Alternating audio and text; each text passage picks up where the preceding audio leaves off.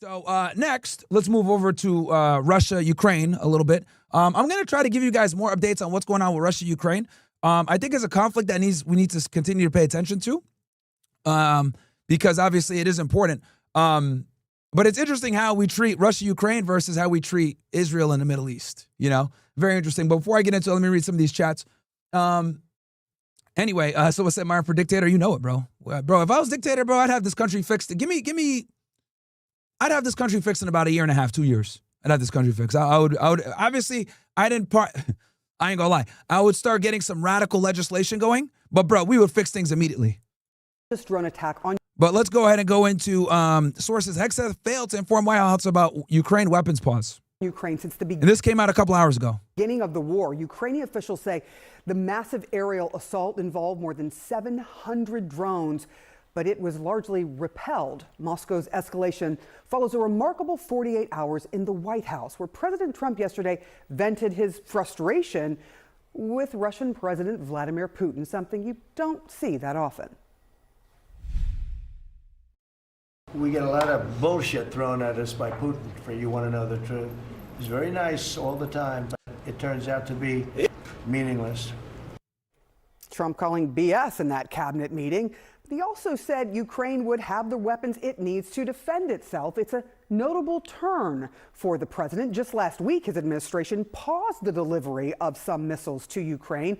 Our Caitlin Collins asked him about that yesterday. Last week, the Pentagon paused some shipments of weapons to Ukraine. Did you approve of that pause? We wanted to put defensive weapons because Putin is he's not treating human beings right. He's killing too many people. So we're sending some defensive weapons to Ukraine, and I've approved that. So who ordered the pause last week? I don't know. Why don't you tell me? I think that's a question for the Pentagon. Go ahead. That was awkward because Pete Hegseth, his Secretary of Defense, was sitting right there with him. And new CNN reporting on what happened behind the scenes gives you some insight. Multiple sources telling CNN Hegseth did not give the White House a heads up before he authorized that pause on weapons shipments to Ukraine last week, and that the administration began scrambling after they found out. CNN's Zach Cohen has the new reporting for us from Washington. You helped break this story. What are you learning, and what the awkward moments as you're sitting there watching this play out, knowing the president apparently didn't have a clue that the pause happened at Hegseth's command? Yes, Sarah, it's pretty remarkable. Obviously, the Pentagon and White House not in lockstep over this decision to pause arms shipments to Ukraine. And it's an episode that really does underscore the haphazard policymaking process we've seen from the Trump administration, and specifically at the Department of Defense under Secretary Pete Hegseth. We're told that Hegseth did sign off on this pause, but failed to mention that to the White House, which, like a lot of other top officials in the Trump administration, learned about it after the fact. And as we saw yesterday, the president not only reversed that decision, but still really distancing himself from the move, the temporary pause of those shipments, which really does not align with sort of the rhetoric that we're hearing from him in recent days, this frustration with Vladimir Putin and this pledge to Volodymyr Zelensky to continue to provide support to the Ukrainians. Now, look, this is something that did originate from a conversation that we're told happened last month at the NATO summit, where Trump ordered Hegseth to conduct a review of the U.S. weapons stockpile. Obviously, multiple ongoing conflicts around the world. Trump wanted to make sure that there were enough U.S. weapons to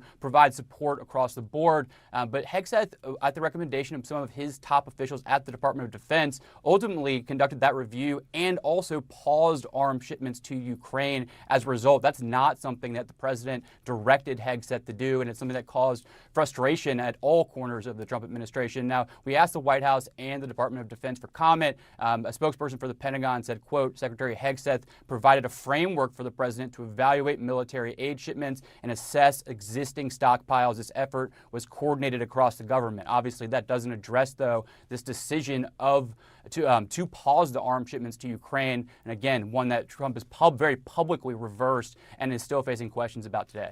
Yeah, the big question is who did decide this, and was this a plan across the Defense Department, the Pentagon? We just don't know at this point, but your reporting is really telling, Zach Cohen. Thank you so much to you and Natasha for that. The shipment of weapons to Ukraine has been contested over the last week.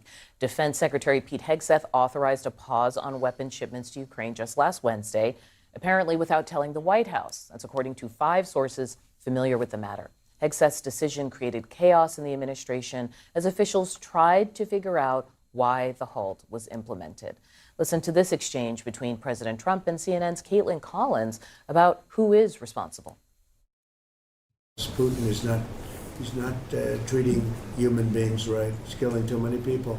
So we're sending some defensive weapons to Ukraine, and I've approved that. So who ordered the pause last week? I don't know. Why don't you tell me? Joining me now to discuss, Margaret Talev, senior contributor at Axios, Haima Moore, former chief of staff to DNC chair Jamie Harrison, and Doug Heye, former RNC communications director. Doug, I'm actually going to start with you because this feels like it's also about communication and maybe lack thereof. What do you see in this moment? Because he has totally had Hegseth's back throughout the last couple of months. And what do you think happened here?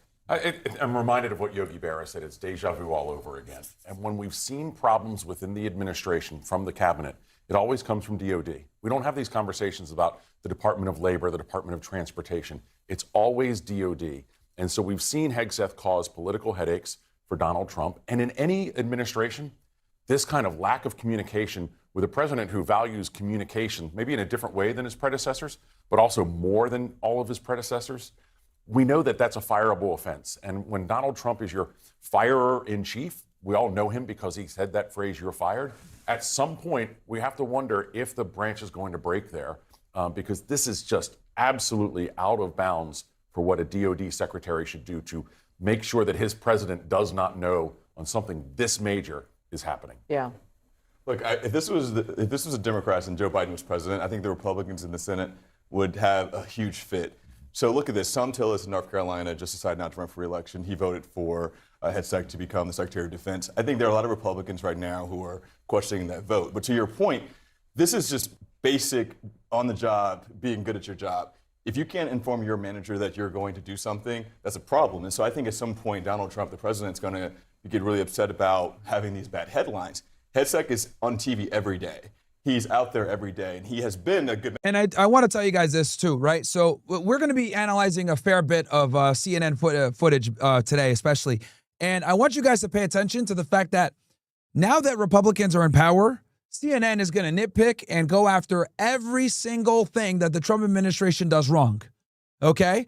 And you're going to see with the Epstein thing when we cover that as well, that they're going to definitely come for his neck, which they're doing right now, by the way. So this is just one of the blunders that they're, obviously highlighting.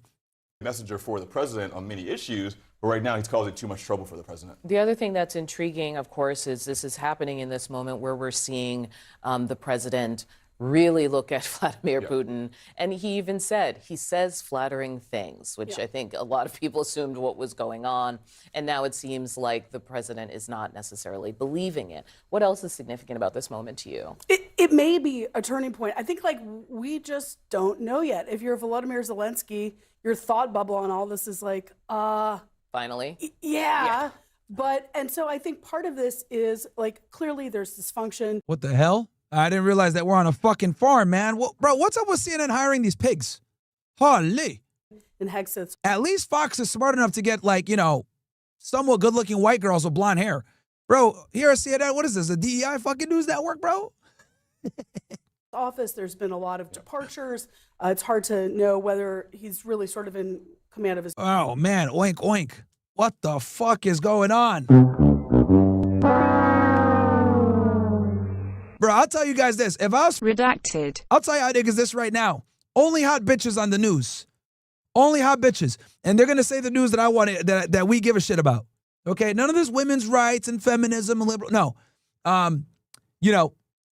We're going to talk about getting in the gym, how much weight fat people lost, how much money the country made, how many of them boys were deported, right?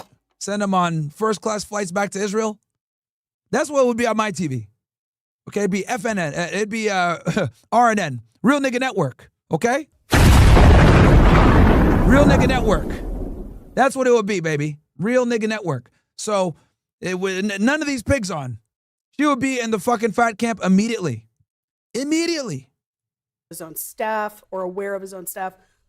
Second sort of tier is this is certainly like the advisors who are still there have an agenda, and it's not a pro-Ukrainian or pro-U.S. support of robust support of Ukraine agenda. So there is a question about whether Hegseth is totally calling the policy shots in his shop.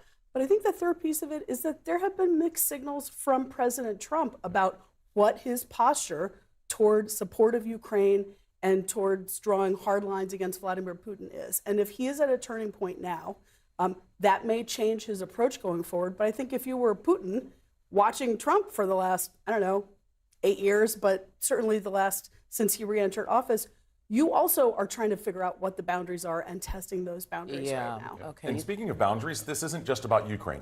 If you talk to the countries that neighbor Russia, they'll tell you they're very nervous. Every fall I speak at the Polish Economic Forum, and when you get off the plane in Poland, it is real very quickly. That's true in Latvia and Estonia and so on as well. Yeah.